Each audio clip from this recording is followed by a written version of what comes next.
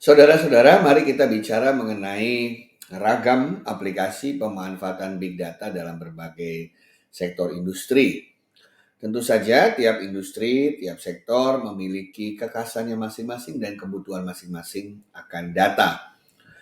Nah, pemanfaatan big data itu begitu luasnya sehingga memerlukan sejumlah kreativitas dan inovasi agar keberadaannya itu benar-benar tidak hanya sekedar membantu pengambilan keputusan, tetapi juga bisa memberikan nilai tambah lainnya dalam bentuk daya saing usaha, sumber revenue yang baru, bisnis model yang inovatif, dan lain sebagainya.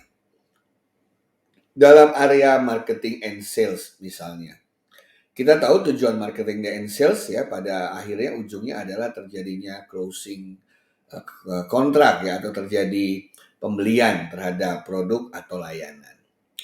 Nah, marketing dan sales ini kan satu tarikan nafas ya. Marketing mencoba untuk membuat kebutuhan, creating the demand, dan sales mencoba untuk closing the deals.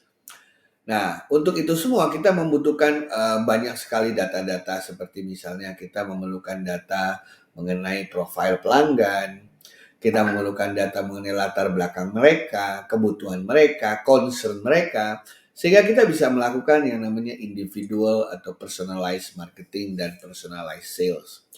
Setelah itu terjadi pun kita membutuhkan juga analisis mengenai kepuasan mereka menggunakan produk atau jasa kita, bagaimana kompetitor dengan produk atau layanan sejenis ya berusaha untuk merebut customer kita ya. Kemudian dari point of sales mana saja paling banyak produk atau layanan kita dibeli dan dikonsumsikan, itu semua bisa dianalisa dengan big data. Sehingga dalam menyusun strategi marketing dan sales, perusahaan menjadi lebih pandai, lebih efektif, lebih akurat. Yang paling banyak juga menggunakannya adalah research and development ya, bagian research and development. Semata-mata untuk menciptakan kreativitas atau inovasi baru. Ya, karena kita lihat ya, tugas research and development kan meneliti mengenai tren yang terjadi di masa depan ya untuk bisa mengantisipasi, melihat kebutuhan-kebutuhan baru dari masyarakat sehingga bisa disediakan solusi-solusi baru dalam bentuk produk atau layanan. Tapi tentu saja datanya kan banyak sekali, kompleks sekali. Apalagi sekarang kita hidup dalam dunia yang sangat VUCA, volatile, uncertain, complex, and ambiguous. Jadi data yang banyak itu data market, data customer, data transaksi, data makroekonomi, data kompetitor, data industri, itu semua harus bisa diolah oleh tim research agar menghasilkan suatu informasi yang berguna. Nah, bahkan dalam research and development, big data juga suka dipakai untuk melakukan yang namanya simulasi. Ya, simulasi untuk melihat seandainya kita menawarkan produk tertentu, seberapa besar keberhasilan serapannya. Ya, atau kita bisa menganalisa apa yang akan terjadi di kemudian hari, memprediksi sesuatu berdasarkan kecenderungan-kecenderungan yang ada di saat ini dan di masa lalu. Bagian production dan sales juga dikenal menjadi bagian yang sangat sering menggunakan big data, terutama dalam mengoptimalisasi yang namanya production chain. Kita tahu bahwa yang namanya membuat produk atau jasa itu kan harus melalui serangkaian aktivitas, melalui serangkaian proses dari hulu ke hilir. Dan dari hulu ke hilir itu biasanya tidak satu perusahaan yang terlibat, ada cukup banyak perusahaan mitra misalnya. Oleh karena itu, big data diperlukan untuk melihat kondisi supply chain ini. Ya, apakah kebutuhan pelanggan pada saat tertentu atau demand bisa dipenuhi dengan rantai yang seperti itu?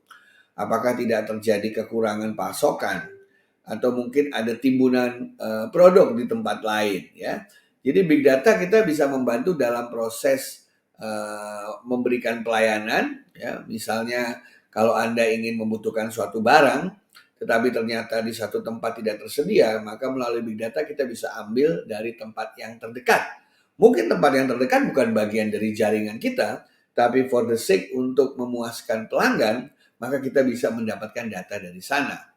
Nah, inilah yang namanya production and services yang menjadi semakin efisien, semakin cost efektif, dan yang paling penting adalah memenuhi ekspektasi atau kebutuhan pelanggan. Di bagian logistik dan organization, kita tahu masalah logistik selalu berhadapan dengan yang namanya volume yang harus dipesan dan lead time yang terjadi. Ya, logistik yang baik itu kan memesan jumlah produk pada saat yang tepat. Dengan kata lain, pada saat dibutuhkan barang ada, tetapi tidak menimbun barang banyak-banyak karena itu merupakan cost. Nah, optimalisasi ini hanya bisa dilakukan apabila kita memiliki data yang lengkap dari ujung ke ujung, end to end, hulu ke hilir. Oleh karena itulah optimalisasi supply chain ya biasanya dilakukan melalui pemanfaatan big data dalam konteks logistik dan organization. Nah, dalam konteks inilah maka biasa dipergunakan sejumlah software, sejumlah tools untuk membantu kita menganalisa apa yang terjadi dari our existing supply chain. Bahkan dalam berbagai kesempatan, sebuah perusahaan harus memiliki beragam alternatif supply chain. Karena kalau satu supply chain mandek karena suatu alasan tertentu, dia bisa move pindah ke alternatif supply chain. Dan itu hanya bisa diketahui kalau kita memiliki big data. Ya. Dan sekarang itu kan kita tahu bahwa kita bisa mendapatkan data dari mana saja. Kalau dulu kan kita hanya bisa mendapatkan data dari pasokan kita saja, ya kan, dari mitra kita. Tapi sekarang saya bisa mengambil data dari manapun. Bahkan saya bisa langsung cross check ke pabrikannya tanpa harus melalui distributor atau agen dan lain sebagainya. Last but not least adalah pemanfaatan big data untuk kebutuhan manajemen keuangan dan kebutuhan pengendalian risiko. Ya, cash is king katanya ya, bahwa sebesar apa perusahaan kalau suatu ketika dia kekurangan likuiditas dia akan mengalami masalah. Sementara setiap hari terjadi banyak sekali transaksi pemasukan dan pengeluaran. Nah, kalau kita tidak hati-hati dalam mengelola ini semua, maka kita bisa kekurangan cash misalnya. Atau juga kita bisa melihat seberapa besar efektivitas kita dari hari ke hari dan efisiensinya. Profitabilitas kita turun atau naik bisa kita tentukan tidak hanya untuk hari ini, tapi diprediksi di kemudian hari. Sehingga kita bisa mengantisipasi apapun yang terjadi. Data keuangan dan data risiko sekarang sifatnya real time, ya, bukan lagi data-data masa lalu, tapi kita istilahnya analysis on the fly. Sambil data masuk, kita melakukan analisa. Demikian saudara-saudara terkait contoh-contoh bagaimana aplikasi big data bisa dimanfaatkan dalam sejumlah fungsi organisasi lintas sektor atau lintas industri. Sekian dan terima kasih.